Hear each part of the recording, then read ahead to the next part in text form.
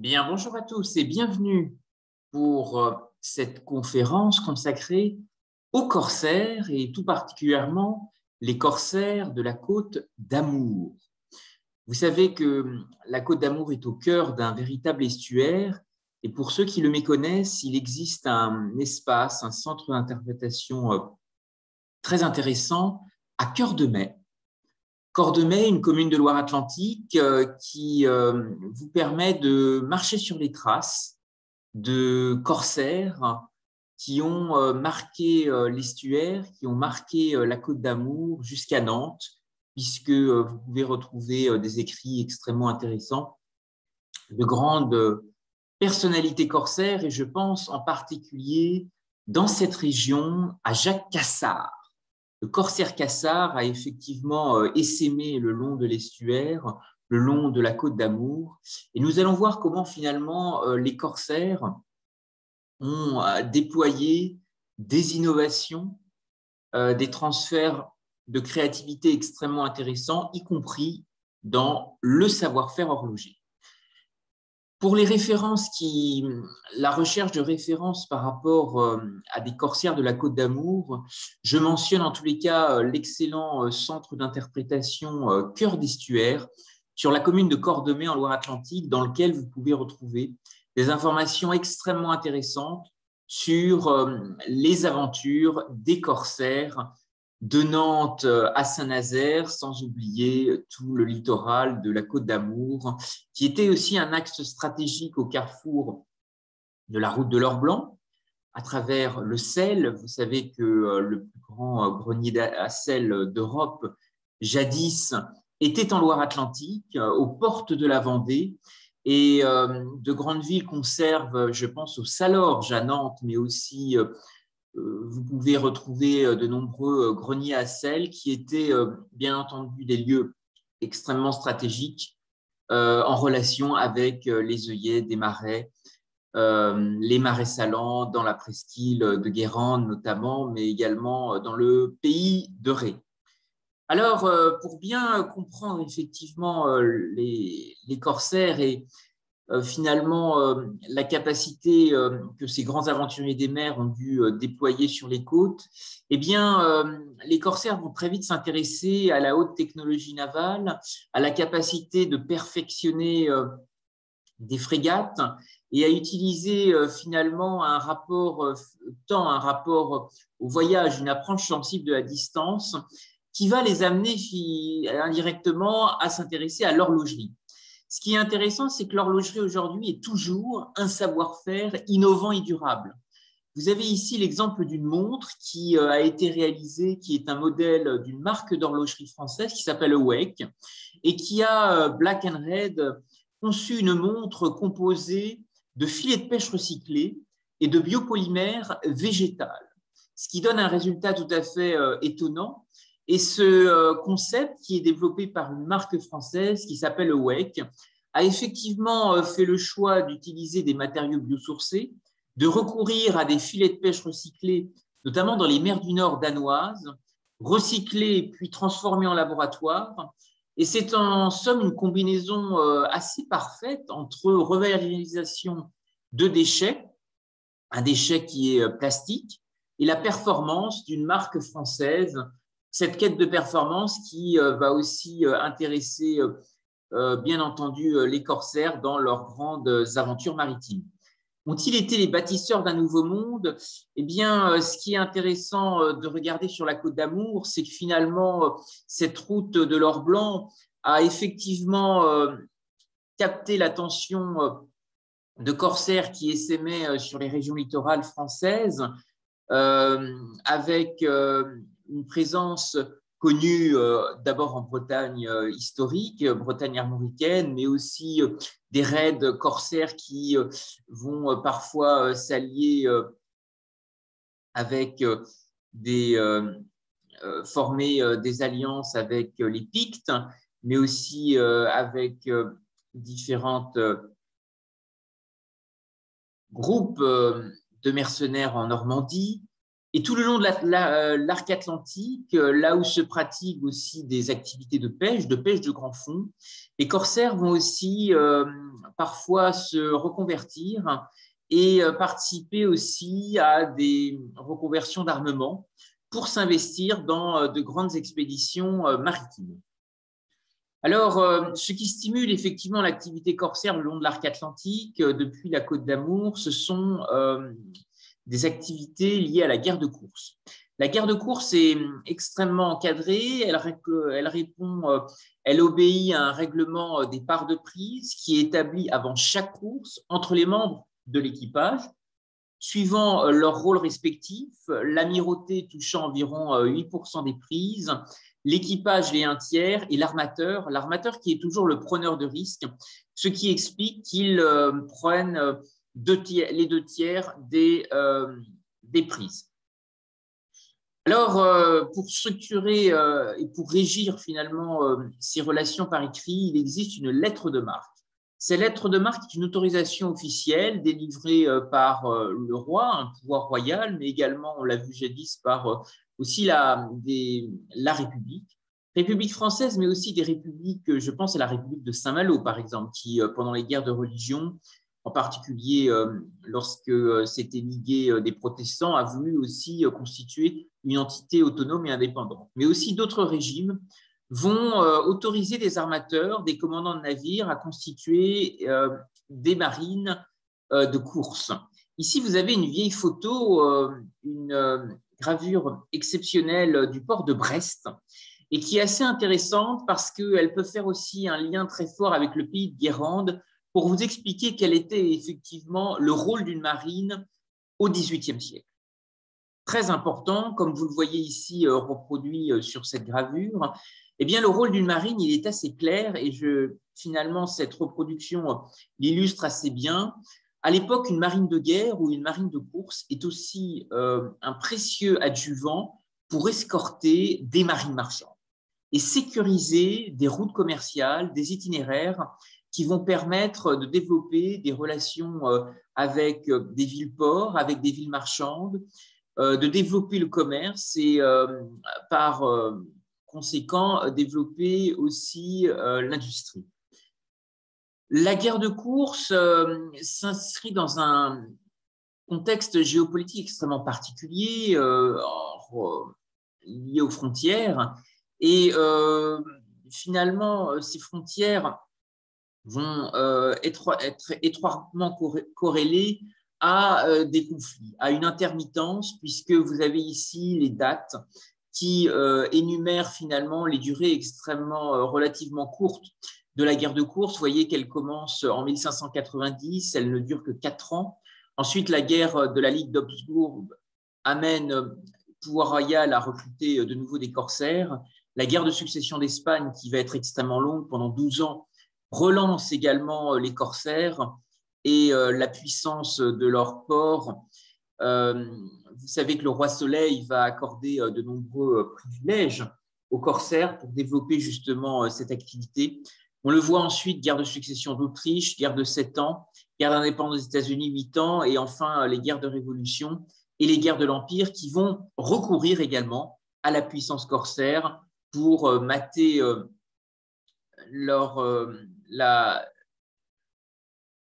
contester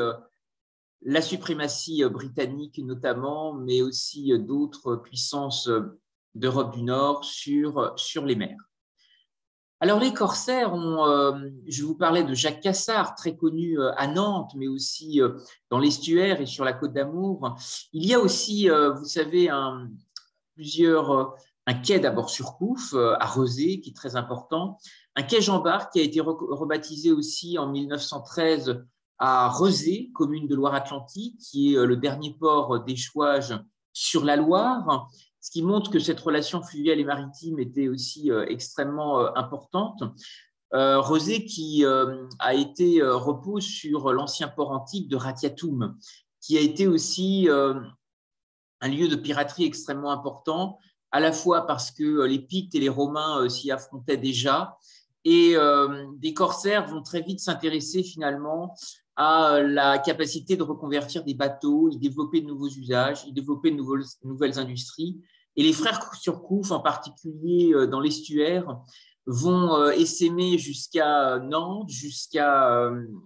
Rezé, en Loire-Atlantique, pour y développer la pêche au large de Terre-Neuve, et en particulier la pêche à la morue. Pêche à la morue qui est encore extrêmement visible dans l'histoire d'un petit village de pêcheurs qui s'appelle Trentemou, qui est aux portes de Nantes et qui effectivement illustre bien les relations qui ont existé. Alors, le secret de Terre-Neuve, la morue, va effectivement intéresser de grandes aventures maritimes au large de l'Atlantique Nord. Il y a aussi, en relation avec l'Europe du Nord, une route maritime très importante qui va se développer, la route du sel, et qui va, sur la côte d'Amour, développer des liens extrêmement intéressants du Croisic jusqu'au port de Redon. Vous voyez comme quoi, finalement, les relations avec les corsaires sont même allées très loin dans les terres, et Redon a toujours un quai Surcouf qui rappelle ce grand passé. Vous pouvez retrouver aussi à Nantes un quai du Guet-Trouin, qui est ce grand corsaire qui a réalisé de grands faits d'armes jusqu'à la prise de Sao Paulo au Brésil. Donc, ce qui montre qu'il y a eu une relation transatlantique aussi extrêmement forte, animée. Et bien entendu, ces échanges étaient les piliers d'un commerce extrêmement important pour l'époque, pour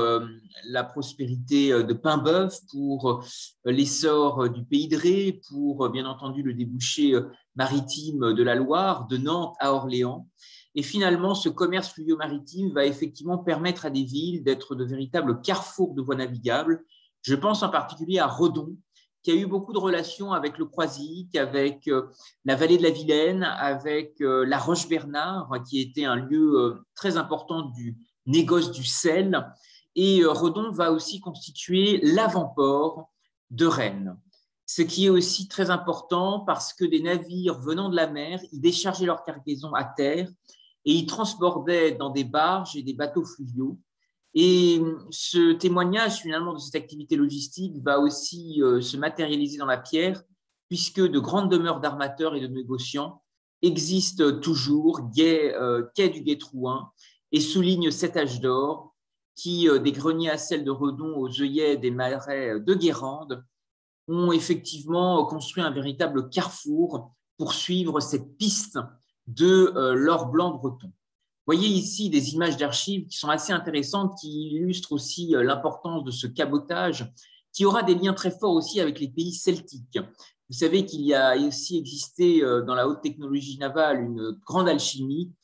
acier breton, charbon gallois, qui, avec nos cousins celtiques, a aussi mis en valeur des échanges maritimes extrêmement riches et foisonnants. Voilà encore ici dans une vieille photo d'archives le passage, vous voyez, de bateaux qui empruntent la vallée de la Vilaine pour aller jusqu'à Redon. Alors, Redon est une place intéressante parce qu'elle a été à la pointe d'un progrès, d'un commerce fluvio-maritime qui nous permet peut-être de mieux comprendre pourquoi des corsaires étaient si actifs sur la côte d'Amour. Et très vite, le cabotage qui va exister va amener de nouvelles industries, va amener des reconversions, va amener aussi à s'intéresser à beaucoup de liens à développer vers de nouvelles énergies en utilisant le charbon, mais aussi en développant à l'époque, à partir de 1924, la fée électricité. Vous voyez que tout ce sillon, finalement, est un extraordinaire chemin d'innovation qui va faire évoluer la marine, les besoins technologiques et techniques pour développer de nouveaux échanges et de nouveaux débouchés.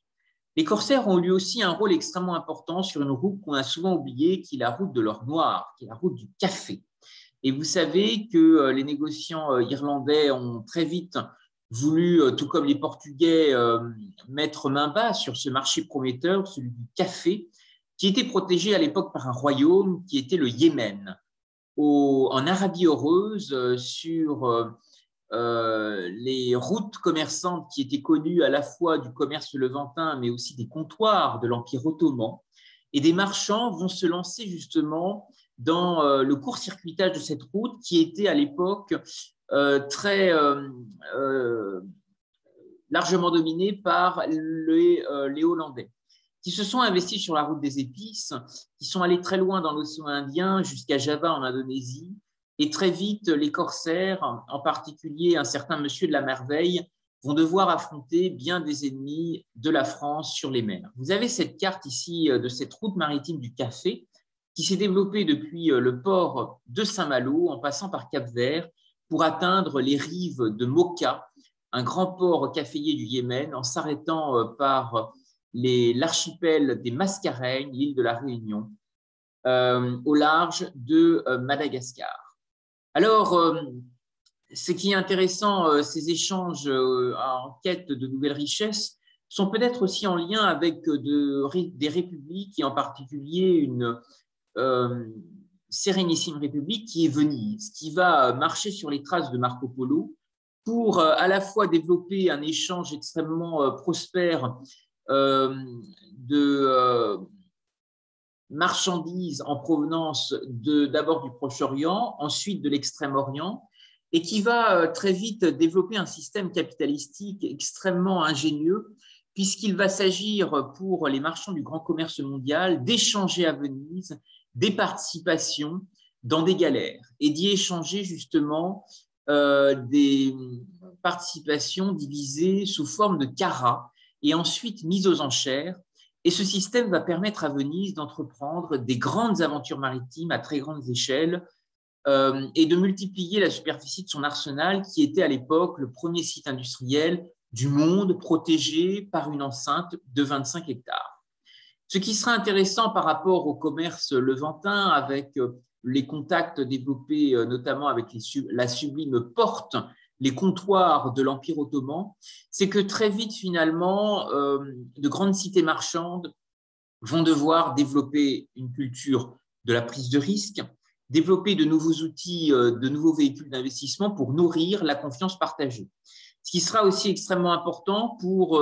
notamment la puissance corsaire, car elle devra être en permanence en capacité de développer des marines, de s'associer avec des armateurs et de développer de nombreuses routes qui permettront de rapporter en Europe de nouvelles richesses. Ici, vous avez l'exemple de l'expédition de Mocha qui a été très célèbre pour développer notamment le café en relation avec la Compagnie française des Indes orientales, qui va devoir développer de nombreuses expéditions avec de nombreuses compagnies. En particulier, la plus célèbre sera celle d'Antoine Crozat, qui lui aussi partira de Saint-Malo. Alors, cette puissance corsaire, cette puissance d'innovation, cette ingénierie de projets et de prise de risque au-delà des mers et au-delà des océans est intéressante parce que finalement, elle nous amène à nous interroger sur les innovations, les activités de contrebande, les transferts de compétences qui ont pu notamment se développer au service de la marine, au service de l'innovation et au service de la technologie et de ces échanges. À l'image de cette marque d'horlogerie Away qui développe des montres avec des filets de pêche recyclés, nous avons certainement encore aujourd'hui d'autres pépites, d'autres trésors à imaginer sur les traces de cette puissance. Le sujet est d'autant plus d'actualité aujourd'hui que depuis le 16 décembre 2020, l'UNESCO a inscrit les savoir-faire en mécanique horlogère et mécanique d'art sur la liste représentative du patrimoine culturel et matériel de l'humanité. Il a aussi existé un arc horloger extrêmement important, transmanche, mais aussi sur l'arc atlantique, ce qui montre encore une fois tout l'intérêt de cette candidature portée par la France en collaboration avec la Suisse, parce qu'elle exprime vraisemblablement un espace transfrontalier assez atypique, qui n'est pas seulement un espace transfrontalier franco-suisse, mais très largement un espace transfrontalier aussi ouvert à la technique, aux technologies, à l'économie circulaire, à l'économie bleue sur les mers et les océans. Vous savez que les villes-ports vont aussi être très célèbres pour accueillir un certain nombre de diasporas, de communautés en exil, et bien entendu que les protestants vont jouer aussi un rôle extrêmement important pour exporter le savoir-faire horloger jusqu'en Afrique du Sud avec les Huguenots, mais aussi de l'autre côté de l'Atlantique, en Floride notamment, à Jacksonville. Alors, il y a eu en Bretagne aussi des grandes relations de jumelage qui se sont développées autour de l'horlogerie. Je pense à Rennes et Exeter qui ont une relation de jumelage qui a été relancée en 1956. La célébration du 50e anniversaire de ce jumelage a été l'occasion de mettre en valeur 4 horloges, les 2 astronomies des 2 villes et celle des gares en mouvement. Alors, l'horlogerie a des origines effectivement assez mystérieuses au contact de la mer et des océans. Vous savez que le métier d'horloger, à l'origine, s'écrivait sans H, qui remonte à l'origine, à l'époque de Charles Quint, qui, pour sa guerre contre François Ier, va recruter des horlogeurs pour le réglage des canons. Et ces horlogeurs sont devenus par pratique de métier des sortes de colporteurs d'horlogerie. Ils passaient de maison en maison et prenaient les commandes de montres et d'horloges. Ce savoir-faire horloger, là où c'est intéressant, s'est aventuré sur la mer et a développé une véritable relation atypique, à la fois avec l'Espagne, parce que vous savez que Louis XIII et son fils Louis XIV vont tout faire pour reprendre la Franche-Comté à l'Espagne, mais vont mettre en place rapidement dîmes et taxes, et très rapidement les francs-comtois vont se rendre que du côté suisse, c'est moins cher. Et la contrebande va s'organiser des 2 côtés de la frontière en animant un transfert de contrebande et de connaissances qui se poursuit toujours aujourd'hui. Ce qu'il est intéressant de remarquer, c'est que finalement, la Grande Armada, les grandes conquêtes espagnoles qui sont arrivées avec l'empire de Charles Quint jusqu'en mer du Nord, vont développer des échanges maritimes et côtiers extrêmement forts entre la Bretagne, la Côte d'Amour et l'Espagne. À la fois, vous avez ici des exemples assez intéressants d'un certain nombre de jeux, de traditions qui ont été aussi pratiqués par des marins sur le Grand Ouest, sur l'arc atlantique, au contact de vaisseaux espagnols. Et vous avez notamment ce jeu de cartes qui s'appelait l'Alouette, qui a été aussi très largement exporté dans les ports de l'arc atlantique via le passage de marins espagnols. Alors, des avancées techniques sont aussi intéressantes à signaler entre avancées horlogères et marines. Vous savez que des horlogers qui maîtrisaient la gravure des platines en laiton ont pu être chargés d'instruments de pointage ou de calcul comme les équerres de fil à plomb ou les compas de proportion de Galilée, permettant toutes sortes de calculs et qui comportaient souvent des échelles destinées à un usage en horlogerie. L'horlogerie va justement stimuler la haute technologie navale. Vous savez que la verrerie qui a existé en France depuis l'arrivée de maître verrier va aussi permettre de développer des techniques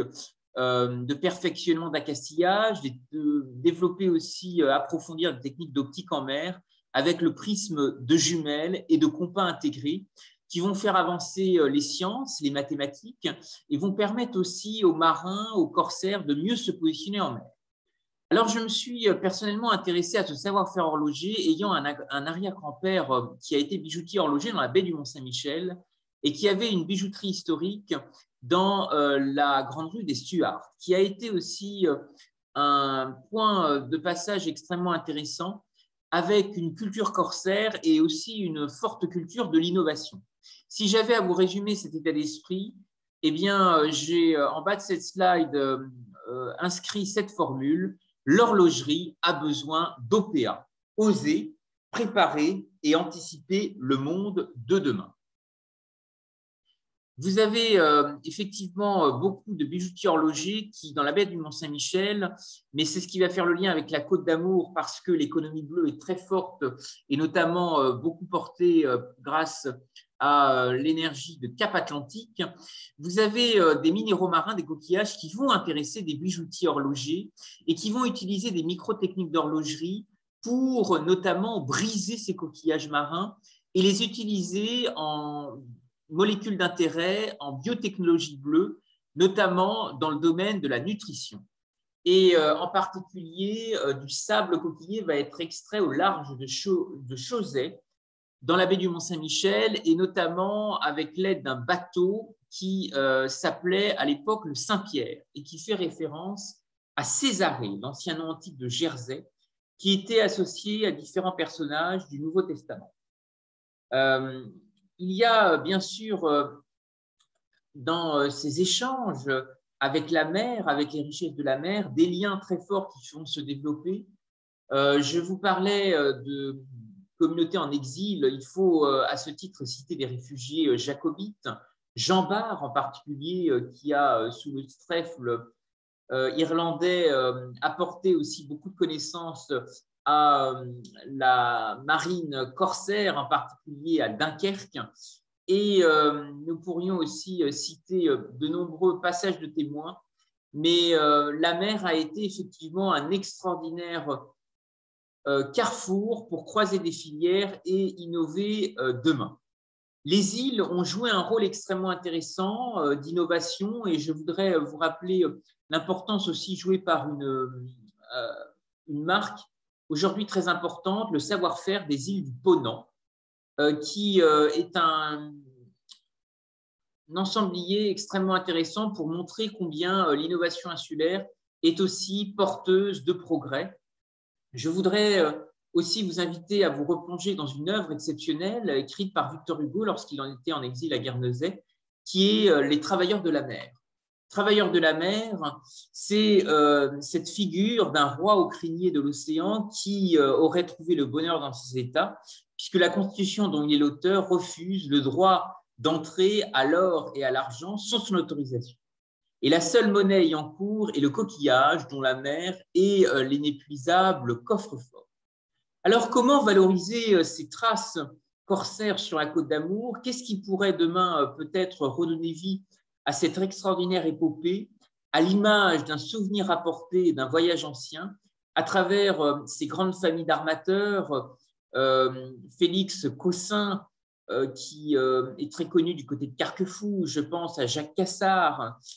qui a effectivement marqué l'estuaire et la Côte d'Amour. Eh bien, c'est peut-être un parcours de l'horlogerie imaginaire qui pourrait peut-être demain développer et tracer son sillon, notamment dans le cadre de différents programmes. Et je voudrais ici vous citer notamment une initiative développée par la ville de Strasbourg qui s'appelle l'Industrie Magnifique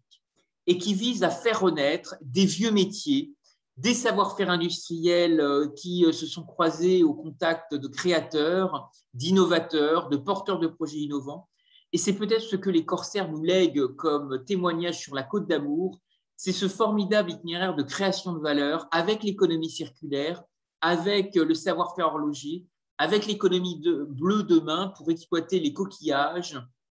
les minéraux marins. Et vous savez qu'il existe des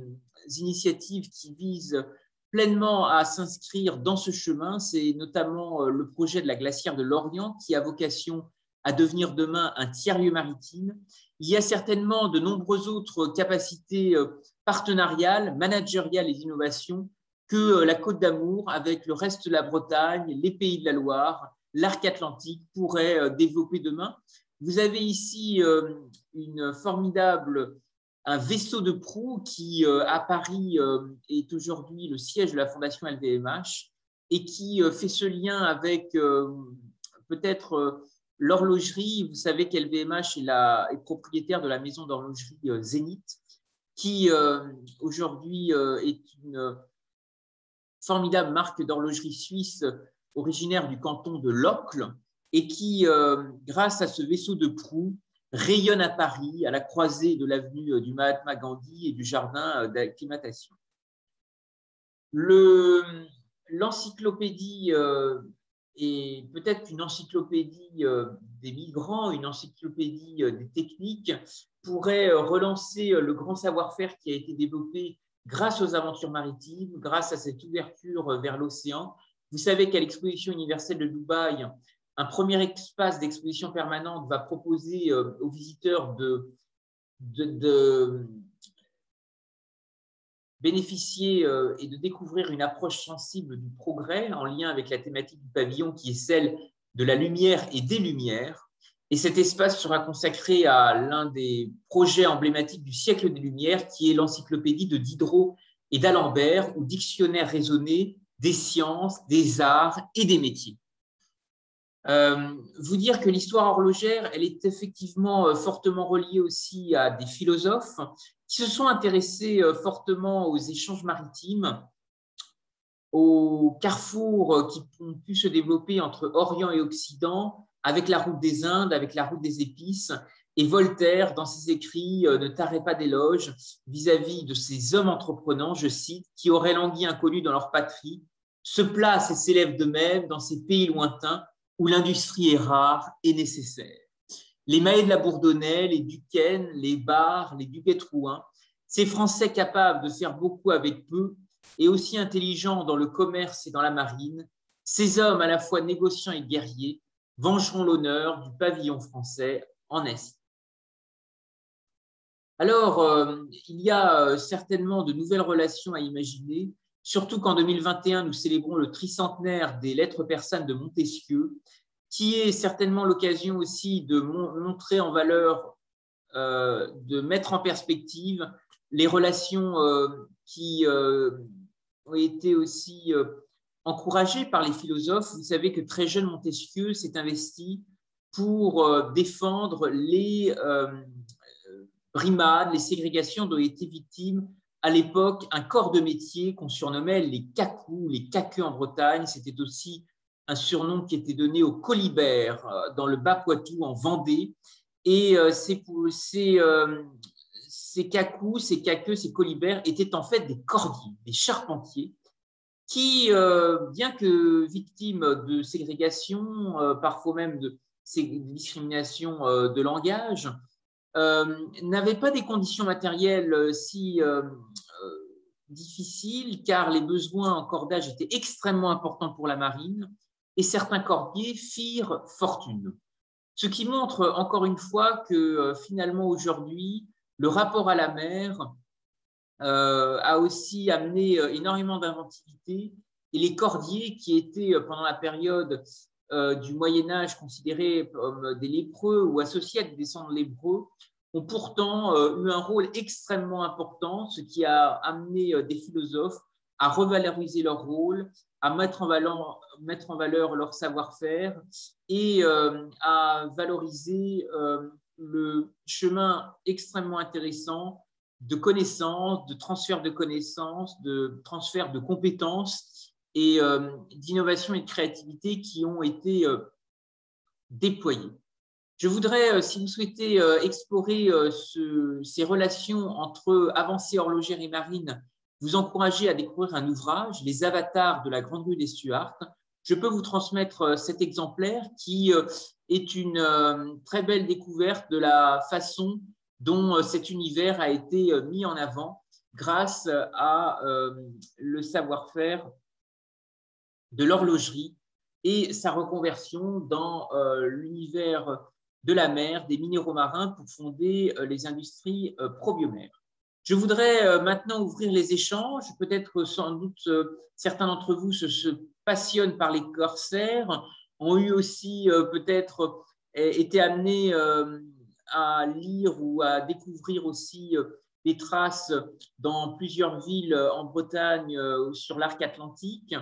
Je voudrais aussi vous rappeler que certains personnages de grandes villes dans les terres ont une relation à la mer qu'on a souvent oubliée, et notamment un grand personnage rennais qui est pourtant bien connu à Paris, qui a même une station de métro, qui est Lamotte Piquet. Je voudrais vous remercier à tous pour votre attention et peut-être ouvrir le débat ensemble sur ces corsaires de la Côte d'Amour, Jacques Cassard, le passage des frères Surcouf, Duguay-Trouin, d'autres personnalités qui ont été aussi extrêmement actifs sur la Côte d'Amour, mais aussi dans le pays de Ré. Je voudrais aussi vous parler de l'importance sur la côte de Jade de beaucoup d'armateurs corsaires. Vous savez que notamment le port Augo a été aussi connu par son passage de pirate du côté de Préfaille. Préfaille qui a cette devise « qui s'y mouille, y reste ». Et toujours sur la côte de Jade,